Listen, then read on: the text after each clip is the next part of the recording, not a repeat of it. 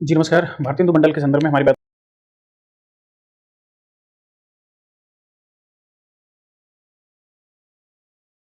हो रही है। मैं सुनील बिजला आप सबका स्वागत करता हूँ। कैसे हैं? आशा है कि स्वस्थ और मस्त होंगे।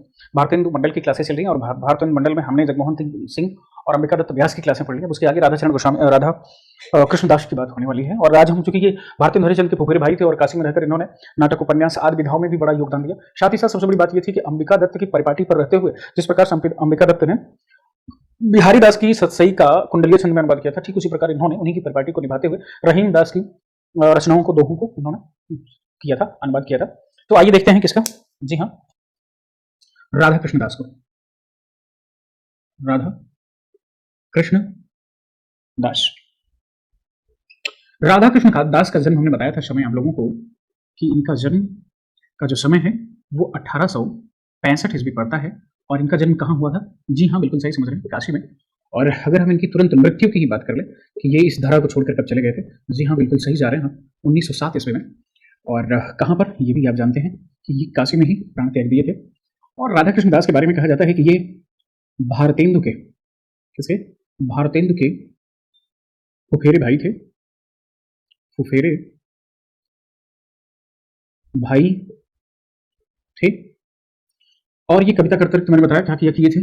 इनकी रचनाओं में अगर हम देखें तो भक्ति श्रृंगार और समकालीन समसामयिक राजनीतिक सामाजिक चेतना का रूप भी दिखाई देता है। इनके ग्रंथों में अगर इनके हम ग्रंथ की बात करें तो भारत 12मासा, भारत 12मासा नामक एक ग्रंथ मिलता है। देश दशा नामक ग्रंथ भी इनका प्राप्त होता है। इनकी कुछ कविताएं राधा कृष्ण कवितावली, ग्रंथावली, सॉरी, राधा कृष्ण ग्रंथावली। इनकी कुछ कविताएं राधा कृष्ण ग्रंथावली शीर्षक में संकलित हैं। इन्होंने, हमने अभी बताया था कि अंबिका दत्त व्यास की परंपरा को आगे बढ़ाते हुए रहीम के दोहों पर कुंडलिया रची। क्या है? कुंडलिया को रचा रहीम के दोहों पर। और कबीर के दोहों पर कुंडलिया किसने लिखी? जी हाँ, अंबिका दत्त व्यास ने। इससे ज्यादा कुछ प्राप्त नहीं होता इनके विषय में। यही कुछ खास बातें हैं कि ये फुफेरे भाई थे किसके? भारतीय हरिश्चंद्र के। और इनका जन्म 1865 ईस्वी में हुआ था। देश दशा किसकी रचना है? आप बता सकते हैं कि हाँ इन्हीं की रचना है, राधा कृष्ण दास की। और भारत 12मासा किसकी रचना? ये भी बता सकते हैं। इनकी रचनाएं किसमें संकलित हैं? तो राधा कृष्ण ग्रंथावली में। इन्होंने किसकी रचना का कुंडलिया में अनुवाद किया था? ये भी बता सकते हैं आप कि रहीम की दोहे को कुंडलिया में इन्होंने किया था। चलिए बढ़ते आगे, थोड़ा सा और देखते हैं, कुछ नवीन तथ्य और नवीन ज्ञान देखने की कोशिश करते हैं। अन्य भारतेंदु युगीन कवि, ये ऐसे अन्य कवि थे जो राजनीतिक, सामाजिक और समसामयिक घटनाओं से प्रभावित थे। और भारतेंदु के द्वारा जो परिपाटी चलाई गई थी उससे हट करके भी और उसके पास रह करके भी, दोनों, यानी जो परंपरा भारतीय मंडल में विकसित हुई उसको तो लिए ही थे, और प्राचीन जो परंपरा चली आ रही रीतिकाल से उसको भी इन लोगों ने ग्रहण किया था। ऐसे जो कवि थे उनको भारतेंदु युगीन अन्य कवि कहा जाता है। तो उन्हीं अन्य भारतेंदु युगीन कवियों के बारे में थोड़ा सा हम लोग जानने की कोशिश करते हैं। तो सबसे पहले हमारे सामने आता है एक नाम, नवनीत चतुर्वेदी का। नवनीत चतुर्वेदी जी का। नवनीत चतुर्वेदी जी का जन्म 1868 ईस्वी में, 1868 ईस्वी में, तथा मृत्यु 1919 ईस्वी में हुई। बात समझिए, इनकी प्रसिद्धि का आधार जो है ना, इनकी प्रसिद्धि का आधार, इनकी रचना एक मिलती है मित्रों जिसका नाम मिल जाता है कुब्जा पचीसी। यही इनकी कीर्ति का आधार है, प्रसिद्धि का आधार है। प्रसिद्धि का आधार कृष्ण पचीसी है, जो कि रीति पद्धति पर लिखा गया है। किस पर लिखा गया? रीति पद्धति पर लिखा गया है। मित्रों, नवनीत चतुर्वेदी का नाम अमर करने में इनके शिष्य का बड़ा योग्य है। इनके शिष्य आगे चलकर जगन्नाथ दास रत्नाकर हुए। कौन हुआ? जगन्नाथ दास रत्नाकर। जगन्नाथ दास रत्नाकर इनके शिष्य हुए, जिससे इनको भी यश की प्राप्ति हुई। भारतीय युगीन गौण कवियों में अगर हम देखें, अन्य कवियों में यानी गौण कवियों में, गौण कवियों में गोविंद गिल्ला भाई, गोविंद गिल्ला भाई का नाम आता है। इनकी प्रमुख रचनाओं को अगर हम देखें तो वो इस प्रकार हैं। एक तो है इनकी श्रृंगार सरोजिनी, पावश, पयोनिधि, राधा मुख खोड़शी, है ना, खड़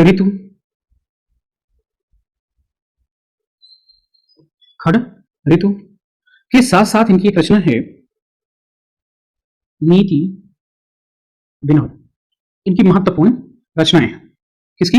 गोविंद गिल्ला भाई की। तो कभी आपसे रचना पूछा जा सकता है। इन गौण कवियों में एक बहुत बेहतरीन नाम आता है, जी हां, राधा चरण गोस्वामी का। ये स्वयं को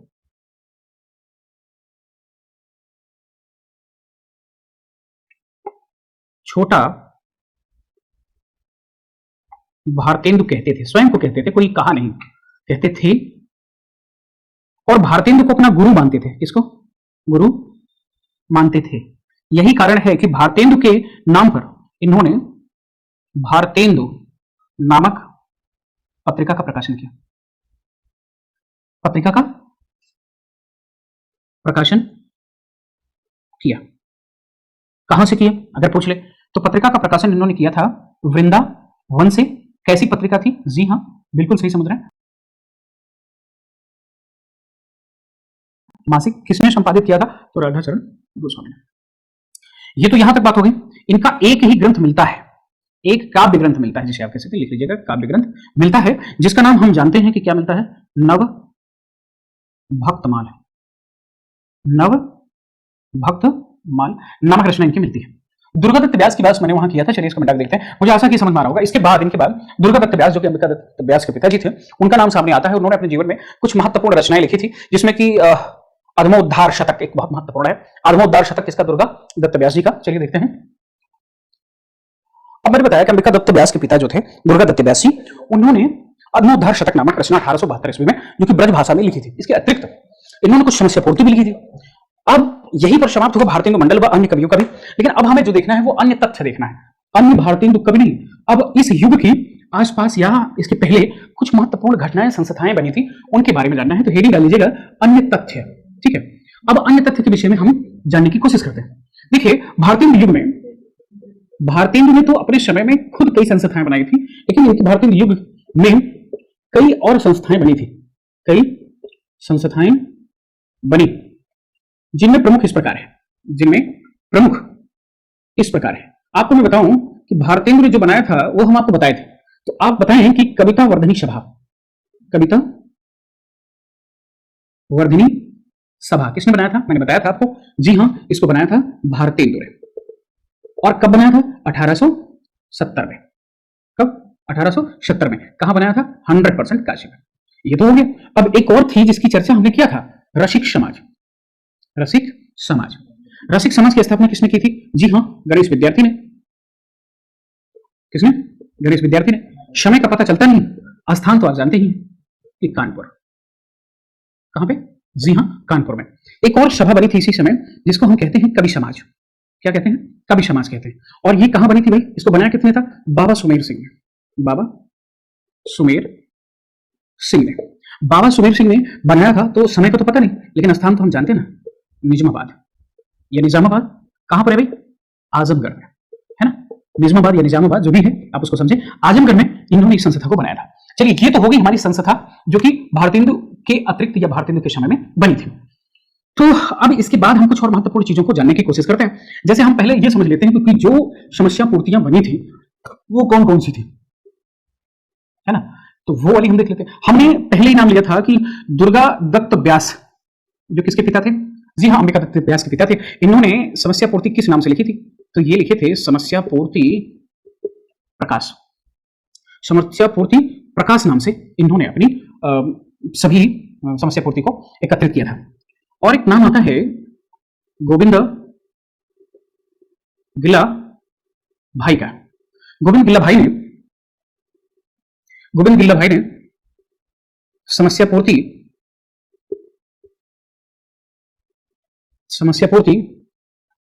गोविंद गिल्ला भाई ने समस्या पूर्ति प्रदीप नाम से अपनी समस्या पूर्ति लिखी। एक और नाम आ जाता है जिनका नाम मिल जाता है गंगाधर द्विजगंग।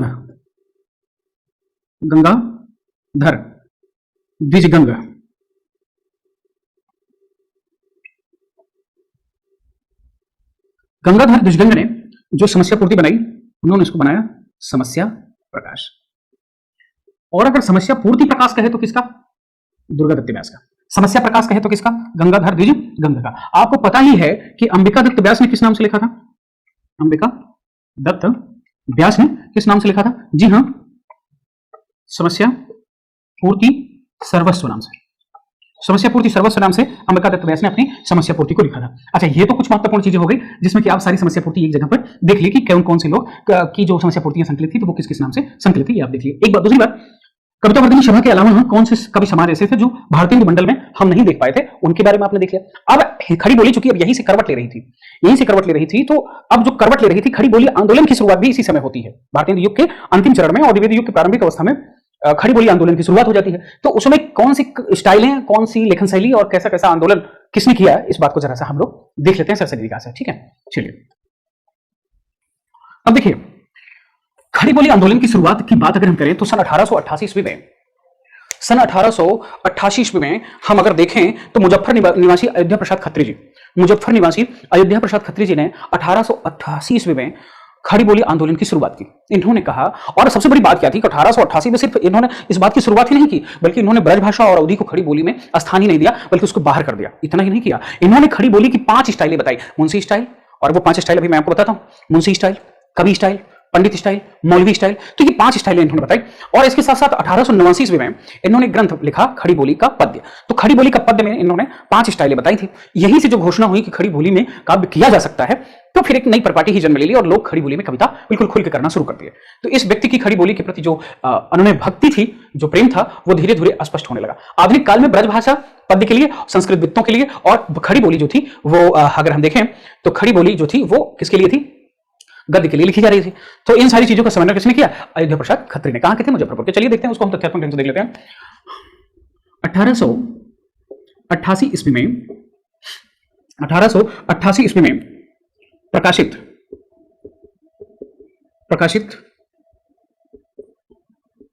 खड़ी बोली आंदोलन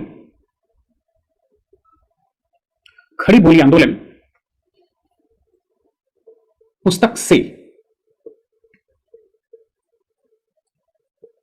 मुजफ्फरपुर निवासी अयोध्या प्रसाद खत्री ने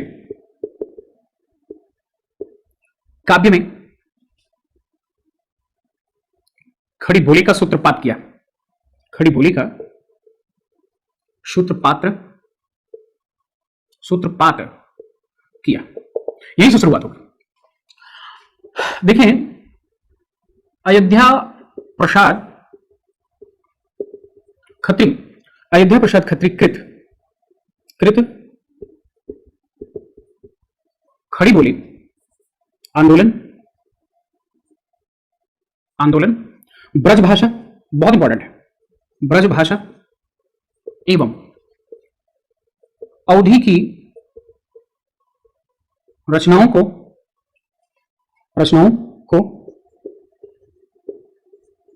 हिंदी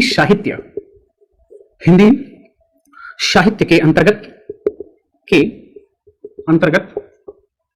स्थान देने से इनकार कर दिया था। खत्री जी ने खड़ी बोली का पद्य 1889 ईस्वी में एक अन्य रचना में विभिन्न शैलियों में रचित उस समय की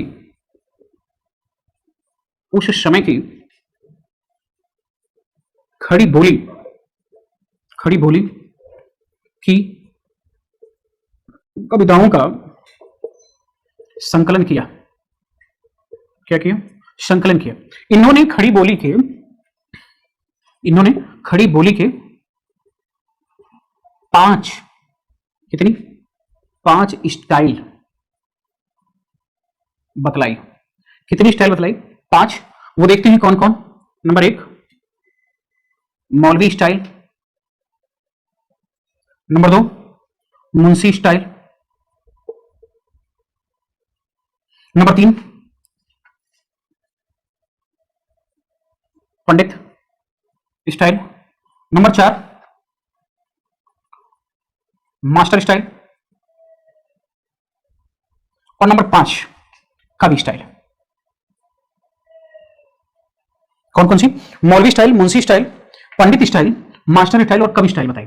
आधुनिक काल में ब्रज भाषा पद्य के लिए संस्कृत विद्वानों का व्यवहार पहल स्वर्गीय पंडित सरयू प्रसाद मिश्र ने रघुवंश महाकाव्य में अपने पद्य बद्य भाषा अनुवाद में किया। यानी ब्रज भाषा में अगर संस्कृत विद्वानों का प्रयोग सबसे पहले किसी ने किया तो सरयू प्रसाद मिश्र ने किया था अपनी रचना रघुवंश महाकाव्य में, जो कि पद्य बद्य था। उसी में उन्होंने भाषा अनुवाद जो किया था, रघुवंश महाकाव्य को भाषा अनुवाद जो उन्होंने किया था, उसी में उन्होंने संस्कृत विद्वानों का प्रयोग किया था। किसने? सरयू प्रसाद मिश्र ने। ठीक है, इससे ज्यादा और कुछ प्राप्त नहीं होता। थोड़ा सा हम अब देख लेते हैं भारतेंदु युगीन प्रवृत्तियां। क्या? भारतेंदु युगीन प्रवृत्तियां। चलिए देखते हैं। अब देखते हैं भारतेंदु युगीन प्रवृत्तियां। समाप्त हुआ आज भारतेंदु युगीन। ठीक है, भारतेंदु युगीन प्रवृत्तियों में पहला था, बहुत इंपॉर्टेंट, राष्ट्रीय भावना का उदय। मित्रों, क्या इसके पहले राष्ट्रीय भावना नहीं थी?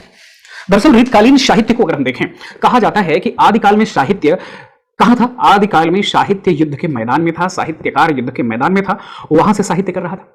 इसके बाद जब वो युद्ध के मैदान में पराजय पाया, हताशा और निराशा पाया, तो अपनी शक्तियों का संचयन करने के लिए, अपने ज्ञान बुद्धि को अर्जित करने के लिए, सर्जन करने के लिए वह जंगलों में चला गया और भक्ति करने लगा। तो कवि जो है युद्ध के मैदान से कहां पहुंचा? वनों में, जंगलों में, और भक्ति की तरफ मुड़ गया। लेकिन जब वहां से उठा तो कभी कहीं और नहीं गया, बल्कि राजमहलों में चला गया। साहित्य जो था वो राजमहलों में लिखा जाने लगा। वो हम देखें, चाहे बिहारी के तौर पे, चाहे रीतकाल संपूर्ण साहित्य देखें, तो राजमहलों में लिखा गया था। उसमें दुख सुख से कोई मतलब नहीं था। कभी जिस राज्य में रहता था, जिस राजा के शासन काल में रहता था, जिस राजा की सीमा में रहता था, उस राजा की सीमा को ही एक देश मान लेता था, एक राष्ट्र मान लेता था। यानी भारत में ही तमाम प्रकार के राज्य जो थे वो कवियों के अनुसार राष्ट्र बटे हुए थे। एकीकृत भावना नहीं थी कि संपूर्ण भारत एक है। क्यों? क्योंकि स्वतंत्र भार ग्रहण करने वाले जो राजा थे वो अपनी सीमा को ही एक देश मान लेते थे। तो कवि के अंदर राष्ट्रीय भावना कभी जागृत नहीं हुई, क्योंकि उसे राजा की प्रशंसा और राजा के गुणों की जय जयकार करने से फुर्सत न मिली।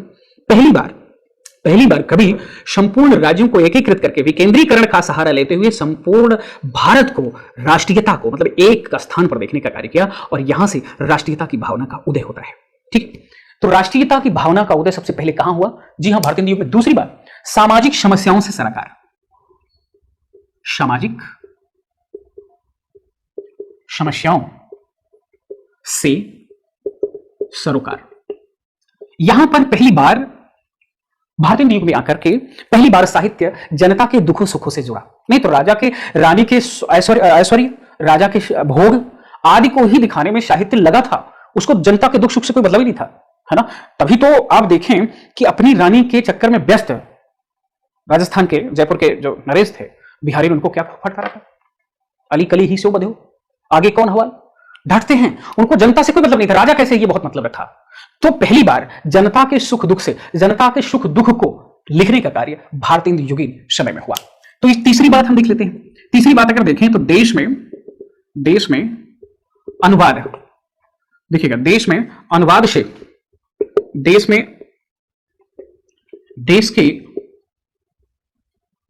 अनुराग, देश के अनुराग से व्यंजक भक्ति भावना का अनावरण, यानी ऐसी भक्ति भावना का जन्म हुआ जो देश अनुराग को स्पष्ट करने वाला था, संपूर्ण देश के प्रेम को व्यक्त करने वाली ऐसी भक्ति भावना जो अपनी मिट्टी, अपनी माता यानी धरती को, पृथ्वी को अपनी माता को स्वीकार करने के संदर्भ में अब होने लगा था। चौथी बात अगर हम देखें तो ऐसा नहीं था कि इसमें श्रृंगारिकता का पूर्ण स्थान भी था। ऐसा नहीं था कि भारतीय युग के लोगों ने श्रृंगारिकता के संदर्भ में कुछ लिखा ही नहीं। आप जगमोहन को देख लो, जगमोहनी मोहनी सूरती पे, तो जगमोहन को आप देख लो, इन्होंने कहा ना कि अब यूं उड़ावत है सजनी मिल जाऊं गरे लग के छतिया। तो क्या है ये? श्रृंगारिकता भी खूब थी, ऐसा नहीं थी कि ऐसे, लेकिन ये श्रृंगारिकता और रीतिकालीन श्रृंगारिकता में अंतर है। रीतिकालीन श्रृंगारिकता जो थी वो दैहिक थी, मतलब शारीरिक थी, अति शारीरिक थी। और आधुनिक काल की श्रृंगारिकता यानी भारतीय युग की जो श्रृंगारिकता थी वह प्राकृत परक सौंदर्यपूर्ण थी। यह अंतर था, शरीर पर आधारित नहीं थी। चलिए, यह तो हो गया चौथा।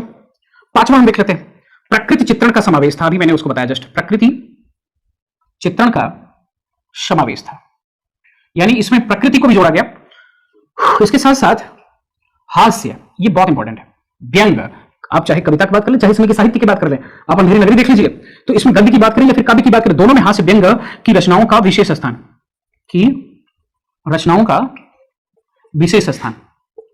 है ना, विशेष स्थान दिया गया। रीत निरूपण भी हुआ था, ऐसा नहीं है।